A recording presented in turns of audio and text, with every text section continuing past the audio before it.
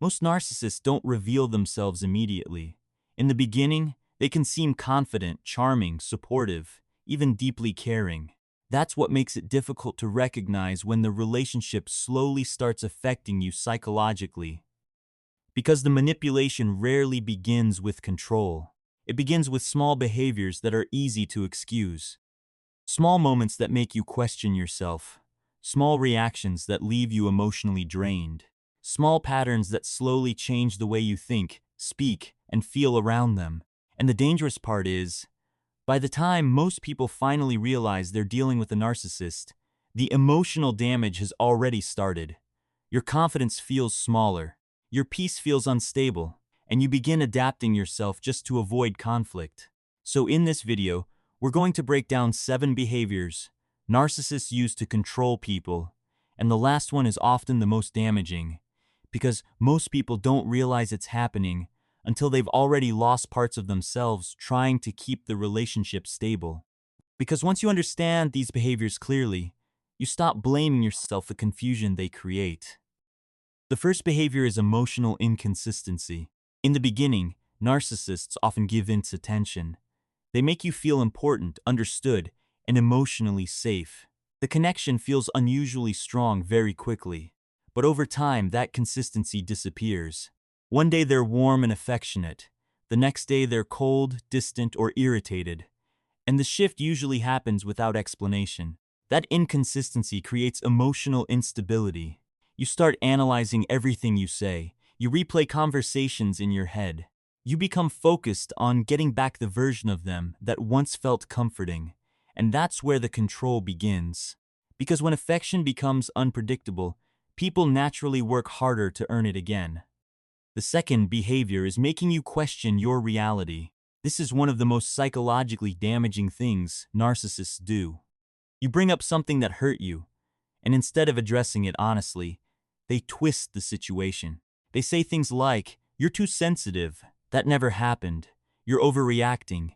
You always misunderstand things." Over time, this creates self-doubt. You stop trusting your memory. You stop trusting your emotions. And eventually, you begin needing their version of reality more than your own. That's why this behavior is so dangerous. Because once someone controls your perception, they influence how you interpret everything else. The third behavior is subtle isolation, and this usually happens gradually. At first, it can sound protective or caring. They question certain friendships. They complain about your family.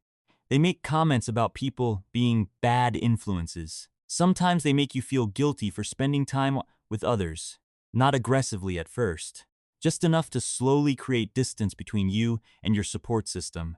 And isolation increases dependence. Because the smaller your emotional world becomes, the more influence they gain inside it.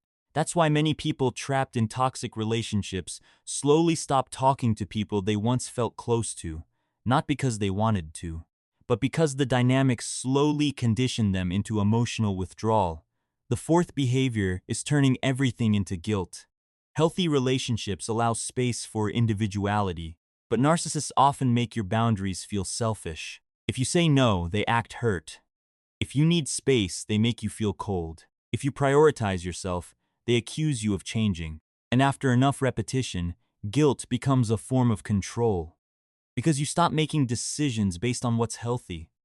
You start making them based on avoiding emotional consequences. That's why people around narcissists often feel emotionally exhausted. They spend so much energy managing reactions instead of living naturally. The fifth behavior is quiet competition. This one confuses many people because it doesn't always look openly hostile. Sometimes narcissists compete with your happiness. If something good happens to you, they shift attention back to themselves. If you achieve something meaningful, they minimize it or act unimpressed. And if you're receiving attention, support, or confidence from others, their energy changes. Because narcissists often need emotional superiority to feel secure.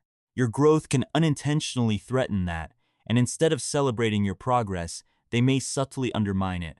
Not always directly, sometimes through jokes, sometimes through criticism, sometimes through emotional withdrawal. But over time, you begin feeling less comfortable sharing your success around them. The sixth behavior is creating confusion after conflict. After hurting you emotionally, narcissists often return with kindness, apologies, or temporary affection. And that emotional switch creates psychological confusion, because now your brain associates pain with relief. You begin holding on to the good moments while minimizing the bad ones. And this creates emotional attachment through instability. One moment you feel hurt, the next moment you feel hopeful again. That cycle can become addictive emotionally, especially when someone keeps giving small moments of comfort after causing emotional pain. And many people stay much longer in unhealthy relationships because they keep waiting for consistency that never fully arrives. The seventh behavior is making you slowly abandon yourself. This is usually the final result of prolonged manipulation. You stop speaking as openly. You stop expressing certain emotions. You become more cautious, more anxious, more emotionally filtered. You start adjusting your personality to maintain peace. And eventually, you realize you no longer feel like yourself around them. That realization can be painful, because narcissistic control often happens slowly enough that you don't notice the change immediately. You adapt little by little, until one day you recognize how emotionally small you've become inside the relationship. And this is why awareness matters, because understanding these behaviors isn't about becoming paranoid or assuming everyone is a narcissist. It's about recognizing unhealthy patterns before they deeply affect your mental and emotional well-being. Emotionally healthy people do not need to control your confidence to feel secure. They don't punish boundaries. They don't compete with your happiness. They don't make you afraid of expressing yourself honestly. Real connection feels emotionally safe, not emotionally exhausting. And one of the most important lessons people learn after leaving narcissistic dynamics is this: love should not require you to lose yourself. You should not have to shrink your personality to maintain connection. You should not feel anxious every time you express a feeling. And you should not constantly feel responsible for someone else's emotional reactions. Healthy relationships allow honesty, individuality, emotional safety, and growth. They don't require fear to maintain stability. So if you've experienced any of these behaviors, take a moment and reflect honestly. Did you notice the manipulation immediately, or only after emotional damage had already happened? Was there a moment where you started questioning yourself more than before?